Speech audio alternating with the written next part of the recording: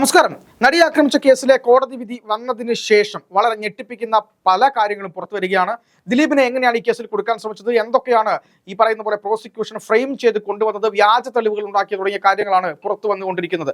മാത്രമല്ല ഈ കേസിന്റെ വിധി വന്നതിന് തൊട്ടു പിന്നാലെ തന്നെ ദിലീപുമായി ബന്ധപ്പെട്ട പല കാര്യങ്ങളും നമ്മൾ പുറത്തുവിട്ടിരുന്നു. എന്നാൽ കൂടുതൽ വിവരങ്ങൾ വിധിന്യായം, അതായത് 1600 പേജുള്ള വിധിന്യായം പുറത്തു വന്നതിന് ശേഷം ആ വിധിന്യായം ഒന്ന് എടുത്ത് പഠിക്കാനോ, എന്താണ് കോടതിയുടെ ബോധ്യം, എങ്ങനെയാണ് കോടതി ശിക്ഷ വിധിച്ചത്, എന്താണ് അതിൽ സംഭവിച്ചത്, എന്തൊക്കെയാണ് പ്രോസിക്യൂഷൻ കോടതിയിൽ കൊടുത്ത തെളിവുകൾ, ദിലീപിനെതിരെ എന്ത് തെളിവാണുള്ളത്, ആരെങ്കിലും ഒക്കെ പറയുന്ന പോലെ, അതായത് പോലീസും ഈ പറയുന്ന അന്വേഷണ സംഘവും പറയുന്നത് പോലെ ദിലീപ് യഥാർത്ഥത്തിൽ കുറ്റവാളിയാണോ, അവർ പറയുന്നത് നമ്മൾ കേട്ടു. അവർ കോടതിയിൽ ഈ കാര്യങ്ങൾ കൊണ്ടുകൊടുത്തു.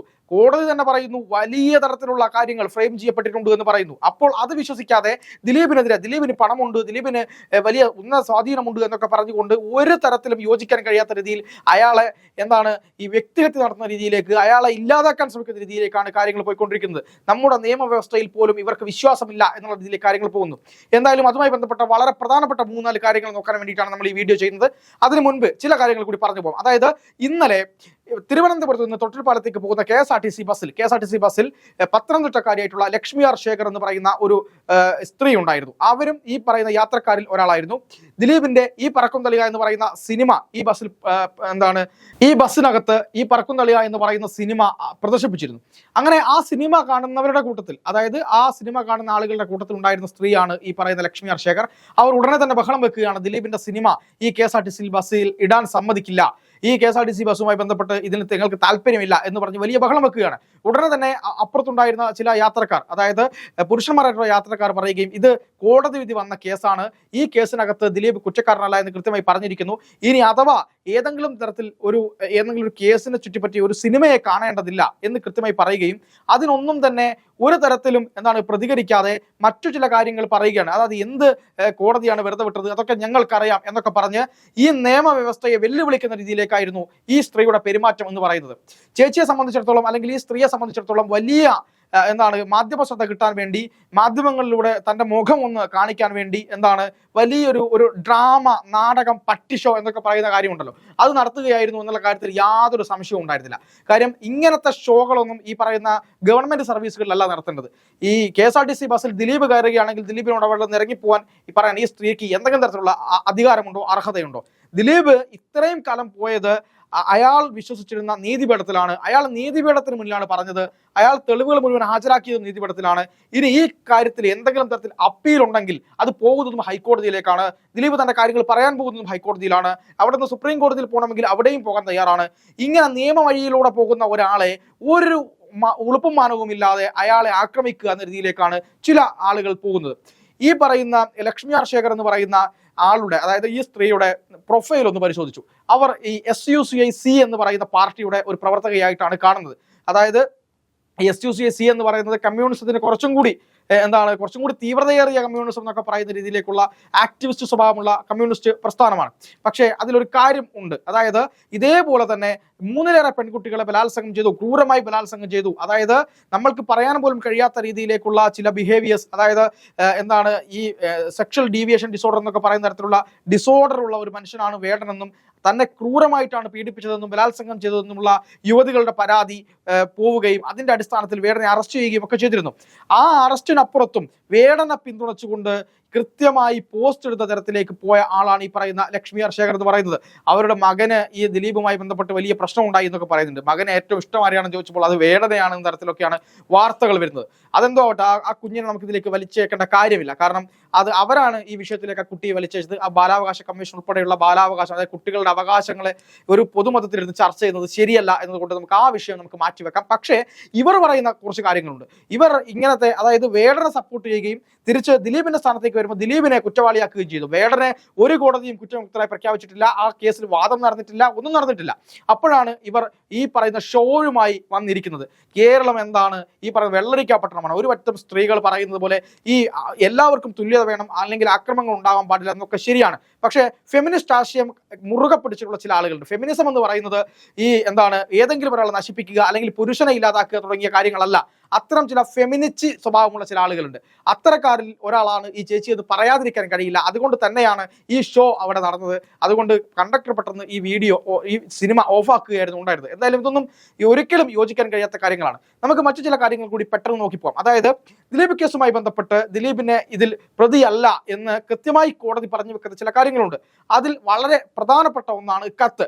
ഈ കത്ത് ജയിലിൽ നിന്ന് പൾസർ സുനി അയച്ചു എന്ന് പറയുന്ന കത്ത്, അതിന് മുമ്പ് വന്നിട്ടുള്ള കത്ത്, ഈ കത്തിലെ കൈപ്പടകൾ, അതായത് മറ്റൊരാൾ എഴുതി കൊടുത്തു എന്ന് പറയുന്ന കത്തല്ല, അതിനുശേഷം വന്നിട്ടുള്ള കത്തുമായി ബന്ധപ്പെട്ട് ഈ കൃത്യമായി കോടതിയിൽ അത് ക്രോസ് വിസ്താരം ഏർപ്പെടുത്തിയപ്പോൾ ഈ കത്തിന്റെ ആധികാരികത കോടതി പരിശോധിക്കുന്നു.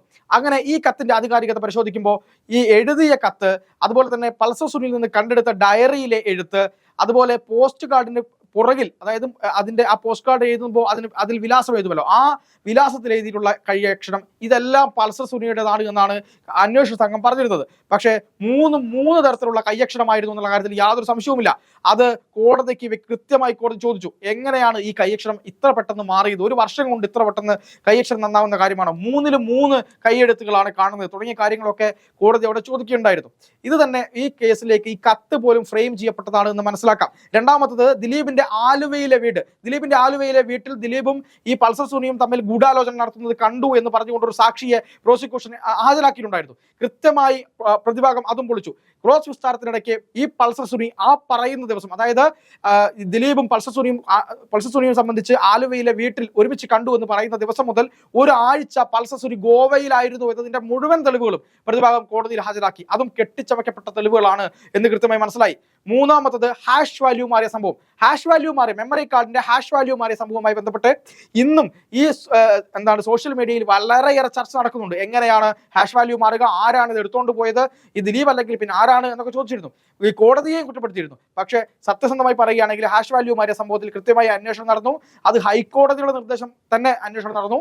ആ അന്വേഷണത്തിന്റെ ഭാഗമായി FSL ലാബിൽ വെച്ചുകൊണ്ട് ഗവൺമെന്റ് ലാബാണ് FSL ലാബ് എന്ന് പറയുന്നത്. ആ ലാബിൽ വെച്ചുകൊണ്ട് കൃത്യമായി ശാസ്ത്രീയമായ പരിശോധന നടത്തി. ആ പരിശോധനാ റിപ്പോർട്ട് എന്ന് പറയുന്നത് ഈ ഒരു മെമ്മറി കാർഡിൽ ഈ പറയുന്ന പോലെ ഹാഷ് വാല്യൂ, അതായത് ഈ കൃത്യമായിട്ടുള്ള തെളിവിന്റെ മൂല്യം അത് നഷ്ടപ്പെട്ടിട്ടില്ല.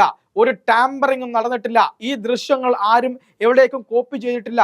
ഈ ദൃശ്യവുമായി ബന്ധപ്പെട്ട് ആ ദൃശ്യങ്ങളിൽ എഡിറ്റിംഗ് നടന്നിട്ടില്ല. ഇതൊക്കെ കൃത്യമായി ഗവൺമെന്റ് ലാബിൽ നിന്ന് തെളിയിക്കപ്പെട്ടു.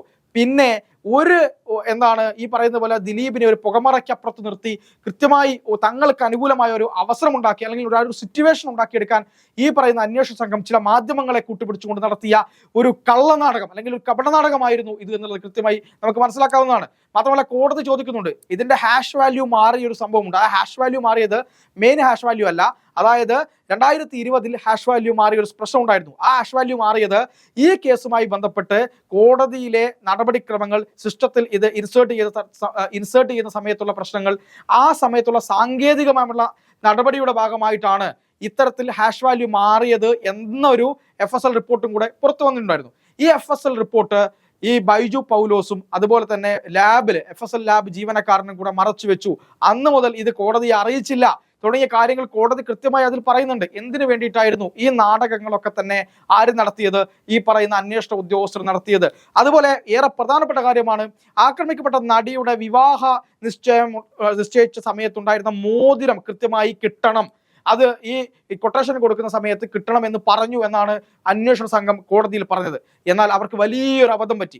അതായത് ഈ ആക്രമിക്കപ്പെട്ട നടിയുടെ കയ്യിലെ മോതിരം കൃത്യമായി വീഡിയോയിൽ പതിയണം എന്ന് പറഞ്ഞിരുന്നു. അത് വിവാഹ നിശ്ചയിച്ച സമയത്തുള്ള മോതിരമായിരുന്നു. ആ മോതിരം കൃത്യമായി കിട്ടണമെന്ന് ഈ കൊട്ടേഷൻ കൊടുക്കുന്ന സമയത്ത് പറഞ്ഞു എന്നാണ് പറയുന്നത്. പക്ഷേ അത് കൃത്യമായി കോടതിയിൽ പൊളിഞ്ഞു വീഴുന്ന ഒരു കാഴ്ചയാണ് നമ്മൾ കണ്ടത്.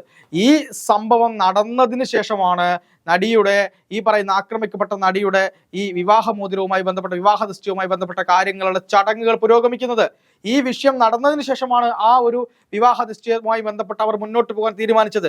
അതിനു മുമ്പ് വിവാഹ മോതിരം ഉണ്ടായിരുന്നില്ല. അതായത് ഈ സംഭവം നടക്കുന്നതിന് മുമ്പായിരുന്നില്ല വിവാഹ നിശ്ചയം, ഈ സംഭവം നടന്ന് കഴിഞ്ഞതിന് ശേഷമായിരുന്നു വിവാഹ നിശ്ചയം.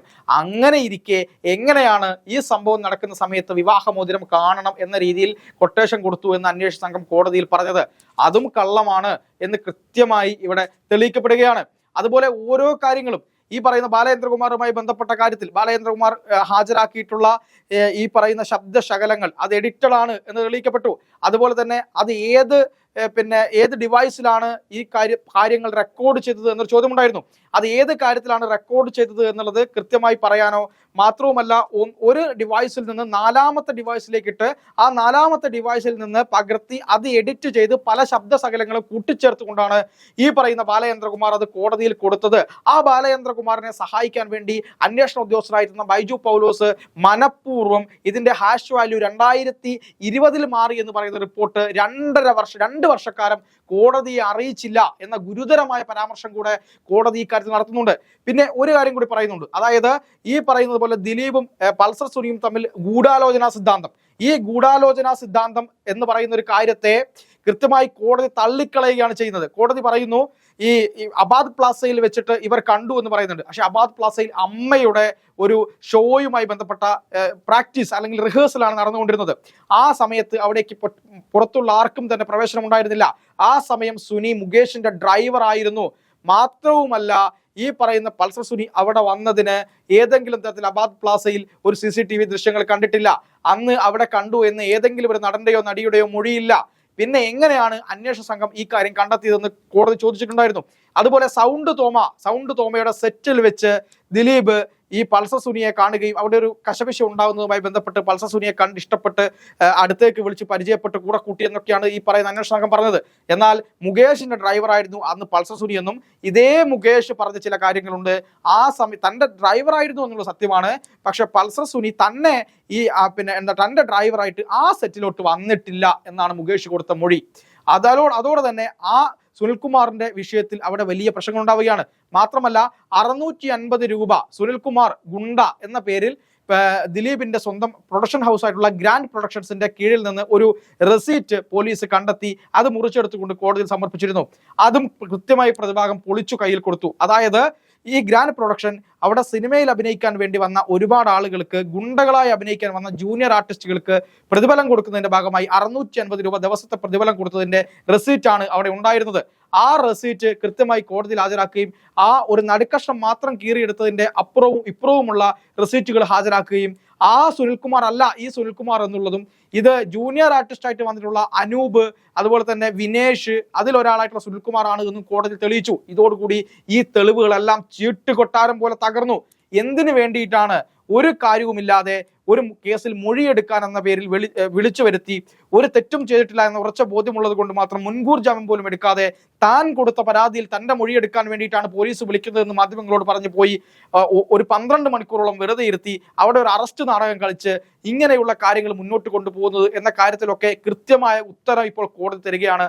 ഇപ്പൊ കുറെ ആളുകൾ ചേർന്നുകൊണ്ട് വിചാരണ കോടതിയെ തെറിവിളിക്കാനും വിചാരണ കോടതിയെ ഇല്ലാതാക്കാനുള്ള ചില ശ്രമങ്ങളൊക്കെ നടത്തിക്കൊണ്ടിരിക്കുന്നുണ്ട്. പക്ഷേ വലിയ പണി ഇവർക്ക് കിട്ടാൻ പോകുന്നു. കൃത്യമായി ജുഡീഷ്യൽ ഓഫീസേഴ്സ്, ജഡ്ജിമാരെല്ലാം കൂടെ ചേർന്നുകൊണ്ട് പരാതി ഹൈക്കോടതിയിൽ കൊടുത്തിരിക്കുന്നു. ജഡ്ജിനെ അപഹസിക്കുന്നു, ജഡ്ജിനെ പരിഹസിക്കുന്നു, വ്യക്തിയാധിക്ഷേപം ചെയ്യുന്നു. നമുക്ക് ഒരു വിധിയെ വിമർശിക്കാം, ഒരു വിധിയോടുള്ള വിയോജിപ്പ് രേഖപ്പെടുത്താം. പക്ഷേ അത് വിധിച്ച ജഡ്ജിയെയോ അതുമായി ബന്ധപ്പെട്ട കാര്യങ്ങളെയോ ഒന്നും തന്നെ നമുക്ക് ഇന്ത്യൻ നിയമവ്യവസ്ഥ പ്രകാരം നമുക്കൊന്നും പറയാനുള്ള അർഹതയില്ല. അത് നമ്മുടെ യോജിപ്പുമല്ല. അതിനെതിരായിക്കൊണ്ട് ശക്തമായ ഒരു ഹർജി ഹൈക്കോടതിയിലേക്ക് പോയിരിക്കുന്നു എന്നുള്ളതും അതുകൊണ്ട് തന്നെ എല്ലാ ആളുകൾക്കും ഈ പറഞ്ഞ ജഡ്ജിയെ വ്യക്തിപരമായി അധിക്ഷേപിച്ച ആളുകൾക്കൊക്കെ പണി വരുന്നു എന്ന് തന്നെയാണ് മനസ്സിലാവുന്നത്. ദിലീപിന്റെ എങ്ങനെയാണ് ഈ കേസിൽ നിന്ന് കോടതി വെറുതെ വിട്ടത് എന്ന കാര്യത്തിലും വ്യക്തത വരികയാണ്.